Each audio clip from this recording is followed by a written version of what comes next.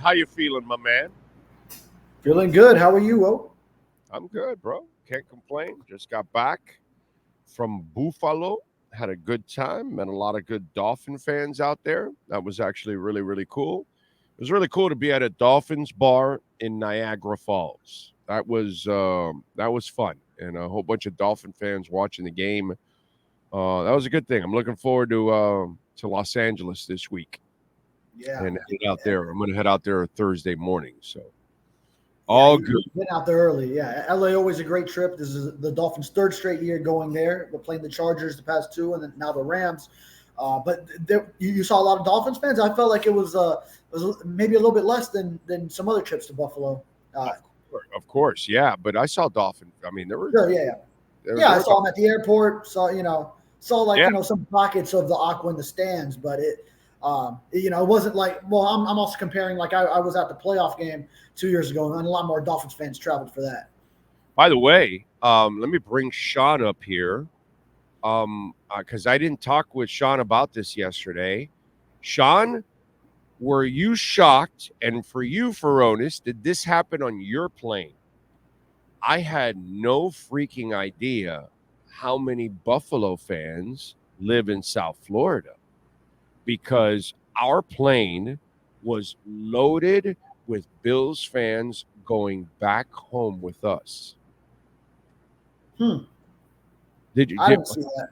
How about you, Sean? Did you notice that too? Yeah, it was a bunch of bullshit. Seriously, bro. I didn't see it on my flight. Yeah. Well, I saw it on chanting and doing their chants and all that shit as they were coming on. It was easily 30 people on that plane were Bills fans. Wow. Easily. Cheering Bills, all that kind of stuff. Go Bills, all that, dude. Yes. And they were like, and I had like a few of them right around me, and they were like, "Oh, so glad to be home." I'm like, "Oh." It's like, and so you what? Well, listen, we are the sixth borough. I've always called our town the sixth borough. Right. So, yeah, we're loaded. That's New York City, but I guess it extends throughout the state. That's what I mean. That's what I mean. They all come down here to retire and die anyway. So they don't stay up there. They leave the cold after they're done working and they get to their pensions or they get to retirement or whatever. Brother, they go south. Yeah. Now, was this a flight to MIA or Fort Lauderdale? Fort Lauderdale, yeah. Listen. Yeah, I was going to say definitely Fort Lauderdale. I go with the most affordable flight. So even if I live in West Kendall, I'll drive to Lauderdale if I'm going to save myself a few bucks. You know what I'm saying? I'm not rich. I would love to fly out of Miami. It would be convenient for me. This week I'm flying out of Miami. The last two trips I've flown out of Fort Lauderdale because, dude, sometimes I'm booking flights for me and Sean, and it's a difference of like $300 and stuff for the two flights. Getting it in Fort Lauderdale or Miami, I'm like, sweetheart, you got to take me and bring me back because I'm not spending the extra $300 just so I could come out of Miami. You know what I'm saying? So, yeah, it's was this a direct flight? Was this a direct option? Yeah, I'm a snob. I don't do connections. Okay, yeah. Right. Last year, I did go to Fort Lauderdale for the Buffalo game because JetBlue had a direct both ways. Okay, so they had it for this one too. Usually I'm connecting somewhere.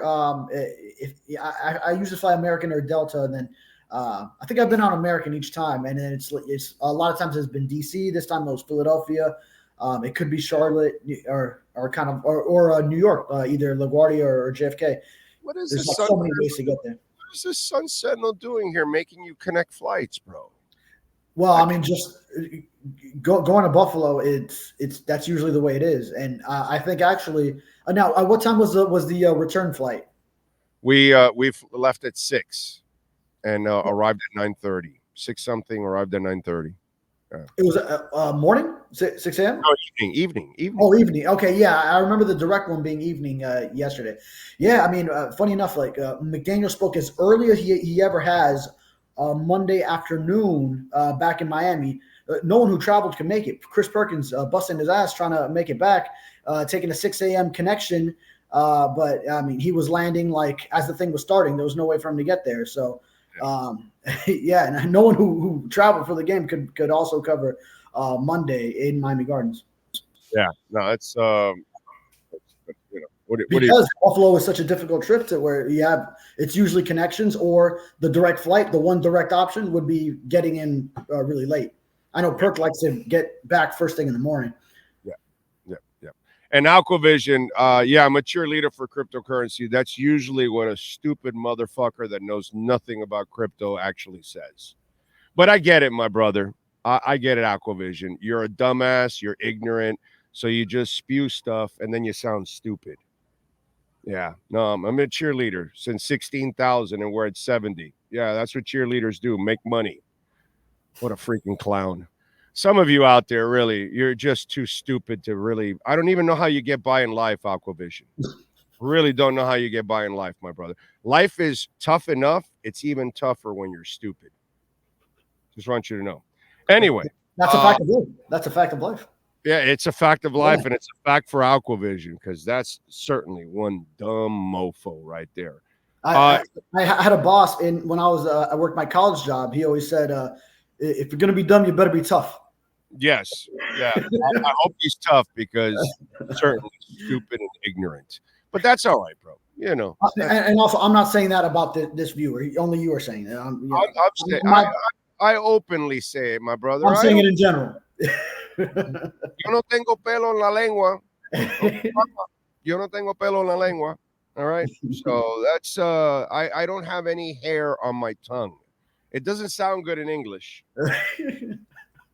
But in Spanish, it sounds fantastic. I wasn't familiar with that one in Spanish. That's not one that my parents used. Yeah, exactly. Yeah, Aquavision, we're both Dolphin fans, but you're a dumbass Dolphin fan. That's the difference. Okay.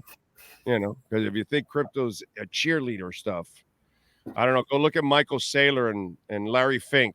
You think those guys are cheerleaders? They're buying billions. Yeah, cheerleaders. Some people are really stupid.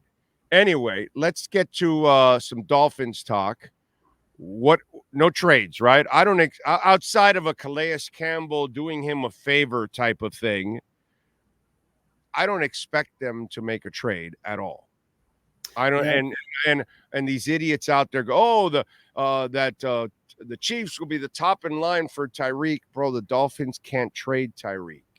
The cap hit would be brutal. They'll be forced to cut other people. These are the things that I don't think people really understand the finances and how strapped the Dolphins are to the players that they have on this roster right now.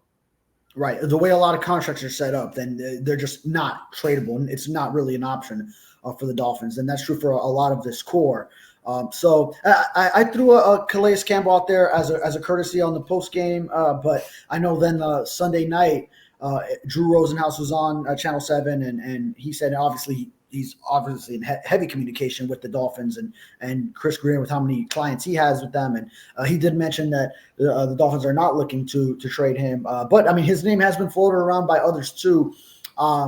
So I just think that would be a kind courtesy to do when you're at 2-6. He's 38 years old and he's playing great, and someone who's in a better position to make a playoff run. I know internally there's like the strong belief, like, no, we can get this turned around, but it's like you got to be nearly perfect to actually make a playoff run at this point with this team. So if he were to want to be in a better position in what could be maybe his last year, I mean, we've probably said that in the past with him, and he keeps playing, but then that would be a good thing to do. But I mean, the Dolphins, they appear intent on trying to still win with this team, and they believe in the core. And one, they have to stay with this core because of all the cap implications. But I mean, they're still going for it this year. So as far as a trade at this deadline, I mean, maybe some small moves, maybe just picking up if it's an edge rusher that could help you in the short term. But I look at Javon Holland and just wonder, because if you're not going to re-sign him, then maybe there's something you could get out of him, and then maybe you make another move for a safety that's not as good, but and add some draft capital. But let me tell you why you don't do that right now. Sure, he has no value. That's the other thing. He has no value. He's injured. Right. Yeah, he's been injured for 2 years. If anything, my brother, this is kind of a blessing for the front office, because Now, when you sit down to talk negotiations, he can't ask for the world because he's been injured the last 2 years. So now you're going to get a Chris Greer special, and he's going to get a under the market type of contract, and he's going to have to play under the money that he wanted because he hasn't been able to stay healthy for 2 years. And so it'll look good by them by still extending him, but yet they're going to get him at a bargain basement price. And I am not the guy that is down on Holland because the poor kid has had bad luck the last 2 years. I still think he's a top 5 safety in this league. He just needs to get healthy and get back on track. If he gets healthy, he will show the kind of beast that he is. And so for me, I actually think this becomes a blessing for the Dolphins because now when they re-sign him, they won't have to give him the full market price because he has not performed like that because of the injuries.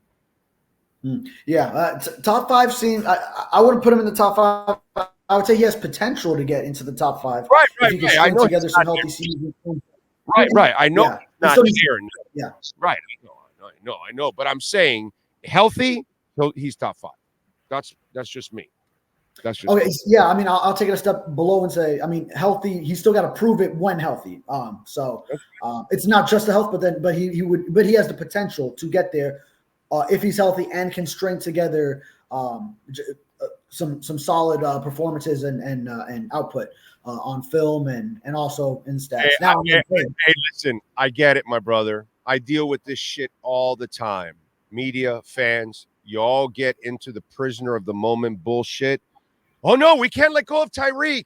No, we got to sign him. No, you shouldn't. Well, now they're paying the price. Oh, no. Butler's awesome. No, we got to resign. No, you cannot. Well, now you paid the price. Oh, X got 10 interceptions. Oh.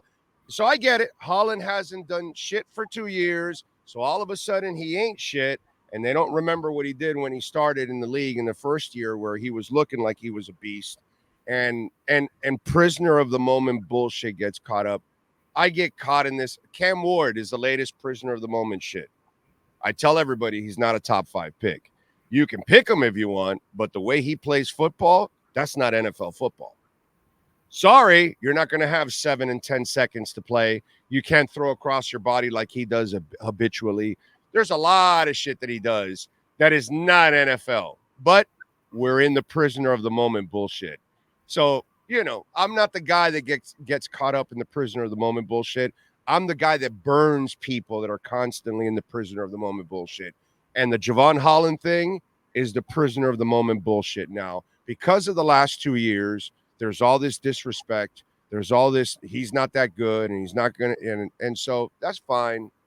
We will see as time goes on. If he gets healthy, I think he's going to be a monster. But that's all prisoner of the moment stuff that's going on with Javon Holland now. Now, you touched on Cam Ward there. His physical abilities, his abilities as a quarterback, I believe put him up there. But you can get him into NFL coaching and fix hey, you cannot be throwing across your body on the run to the side.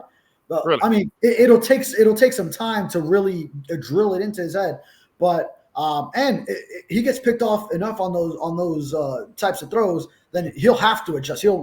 He doesn't want to throw picks, so even if he doesn't listen to the coaching, he's eventually going to adjust and say, okay, I realize I can't do that. But as far as just the tools that you have with how many dropbacks does he have where it's pure 3-step, 5-step plant throw?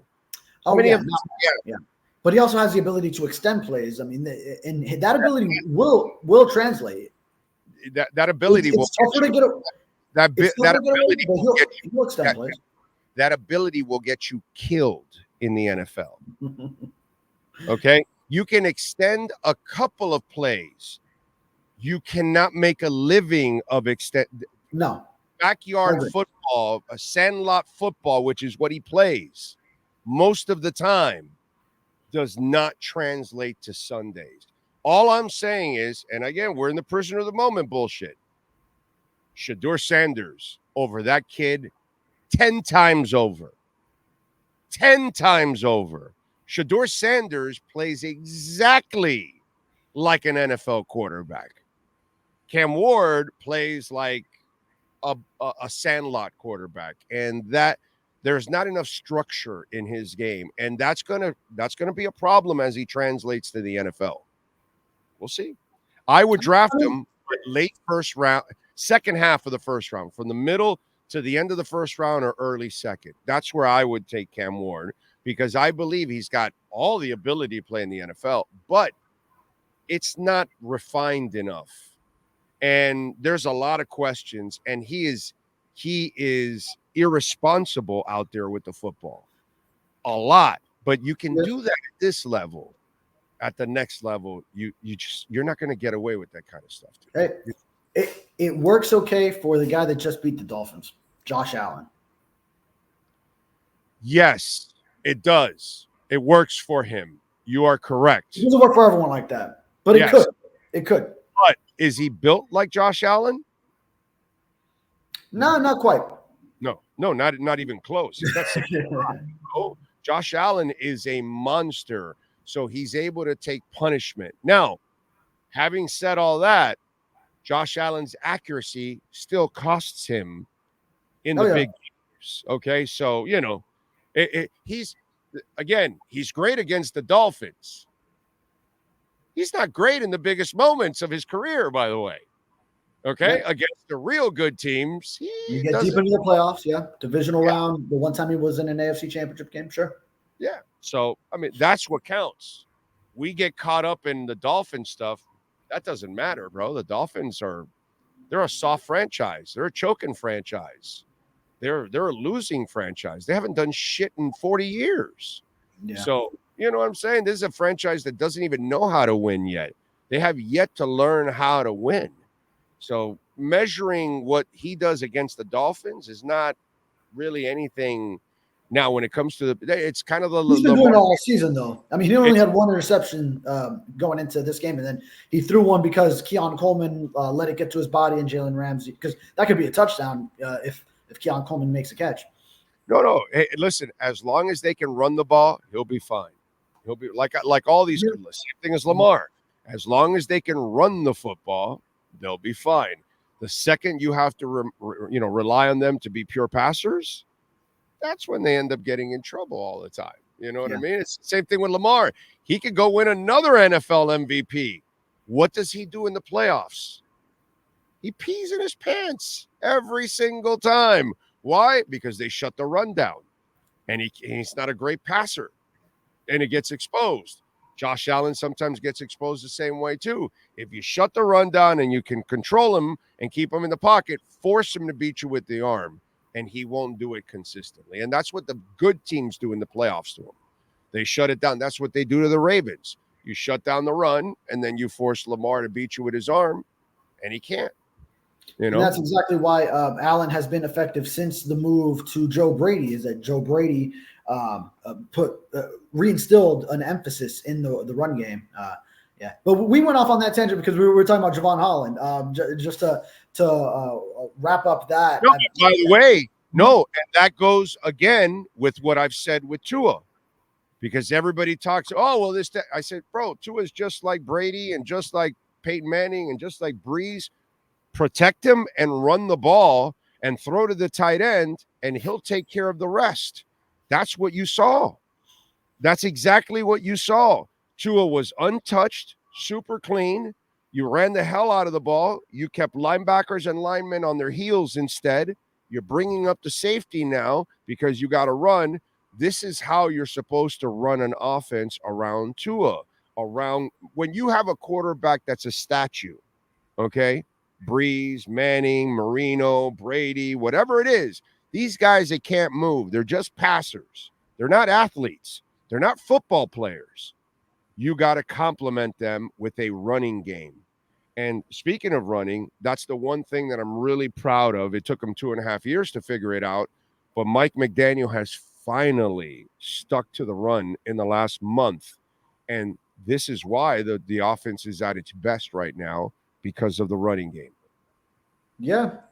And it's why it's giving me this hopium right now. It's why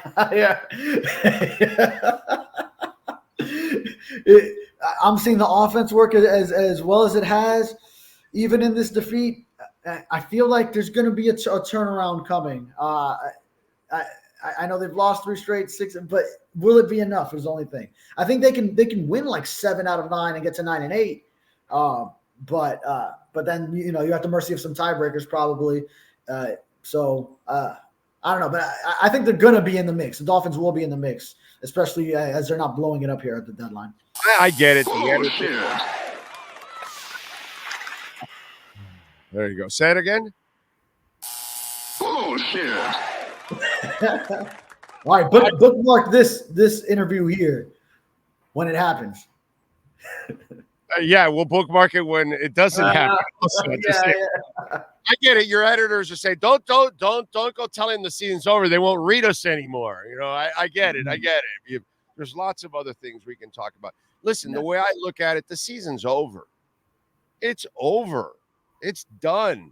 But now you can maybe build on the offense.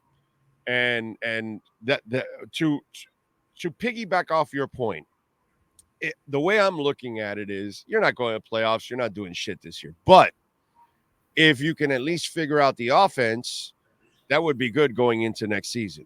You know what I mean? Because all of a sudden, the offensive line is playing exactly like what the front office thought. But the problem is the coaching wasn't matching what the front office vision was. Now, all of a sudden, the coaching is matching the front office vision. And guess what? The offensive line is playing fantastic. Yeah.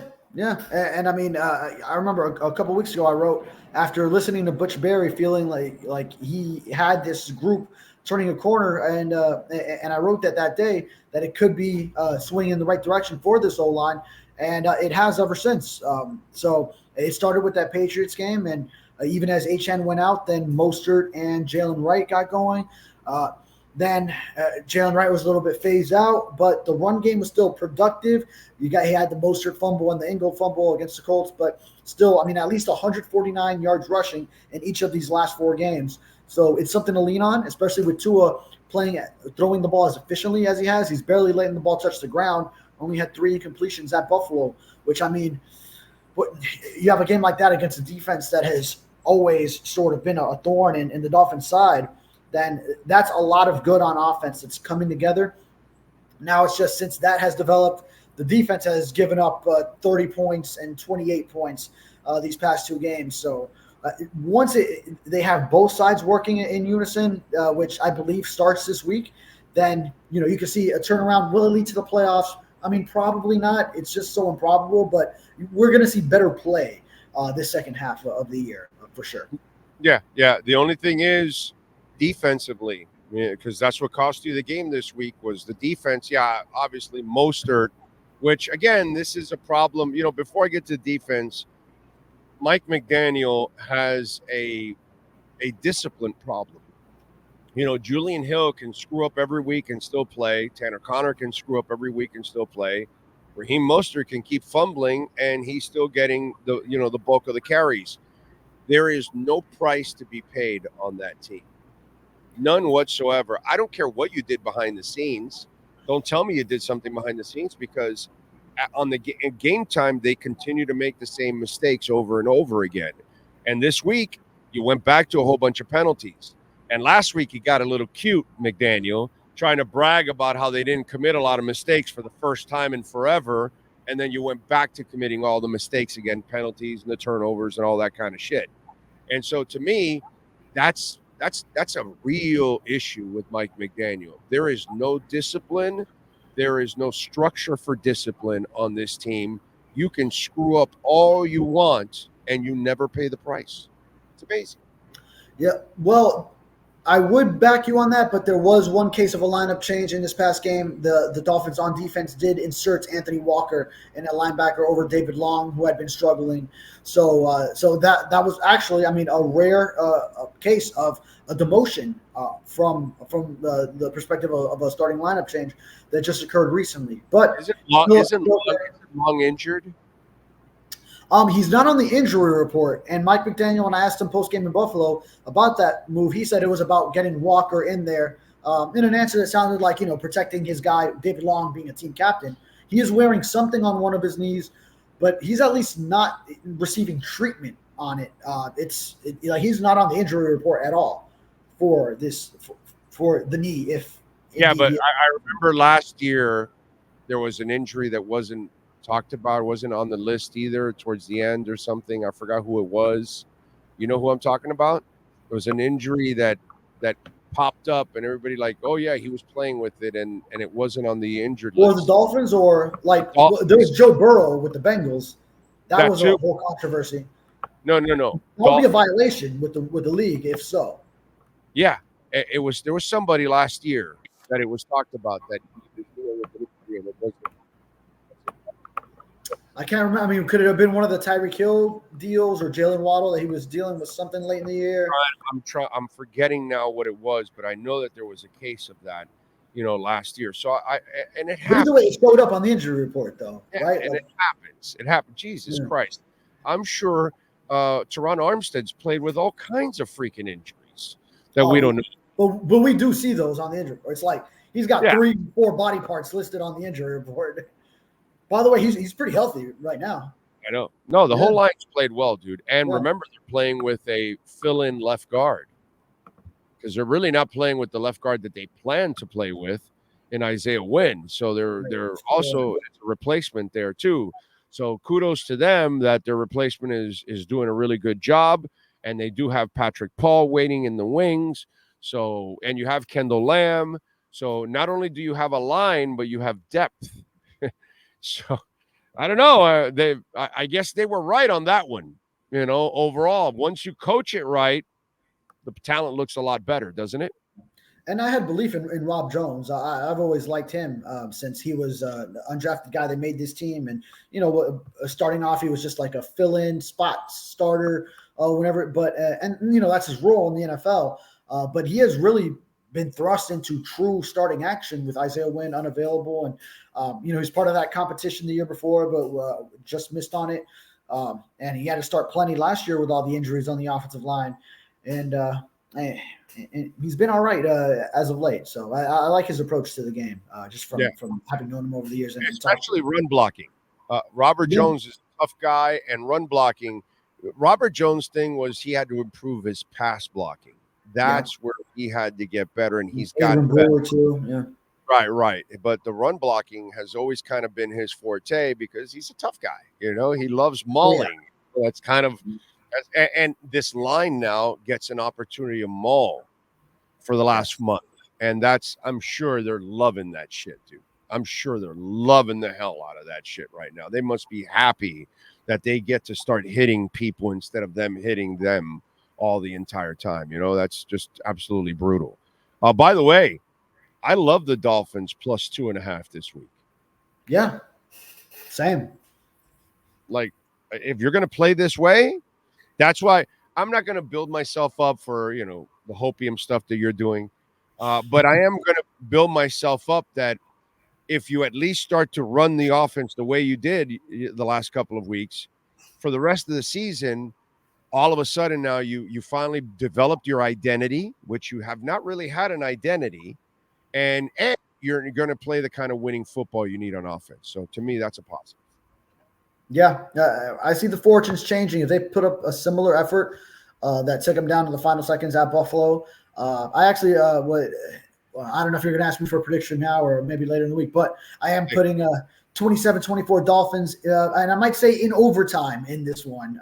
So I do have them winning at the LA Rams. I got to do a post game, you asshole. What the hell you doing with the overtime shit? What's wrong with you? Oh, yeah. Well, you got me working in LA because I'll be in LA. So I'll be tired. My old ass will be tired, and I'll be on to like 5 a.m. Miami time, bro. What's wrong with you? Same. I got to write all these articles after the game, but at least I won't be on the pressure of a print deadline because it's already long gone after a Monday night game. So it's kind of just like, just get the stories updated after the game. Don't worry about too much. So, but that's my prediction. How do you like that, son? You've been wished overtime on a Monday night by David Furones. That cruel and unusual punishment or what, bro? Huh? What the fuck were you thinking? Yeah. What were you thinking, bro? Now you want me to cross a black cat too now? Is that what you want me to do? Walk under a ladder also? Follow him on Twitter at David Furones _ catch his work there at the South Florida Sun Sentinel. He does excellent work. We will talk to you on Friday, my friend. Appreciate you. Thank you. Yes, sir. Thank you. You got it. There you go. Welt Rheaume. Jeff Welt, Daniel Rheaume. They know how to get it done. 954-966-4646. Another storm in the Caribbean. Thank the Lord it's not coming towards Florida. But those of you that have dealt with Helene or Milton or the effects of it, please call Welt Rheaume if your insurance company is not doing their job, which see an insurance company just dropped 200,000 policyholders here in the state of Florida. The new laws favor the insurance companies, not you. So the most important thing is to hire the best people. And Welt Rheaume, it doesn't get any better. 954-966-4646. Bankruptcy, condo damage, criminal defense, business owner claims, commercial litigation, personal injury. Welt Rheaume. Manny Navarro is next.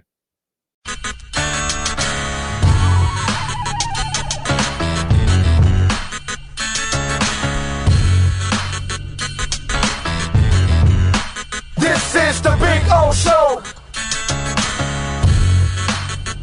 This is the Big O Show.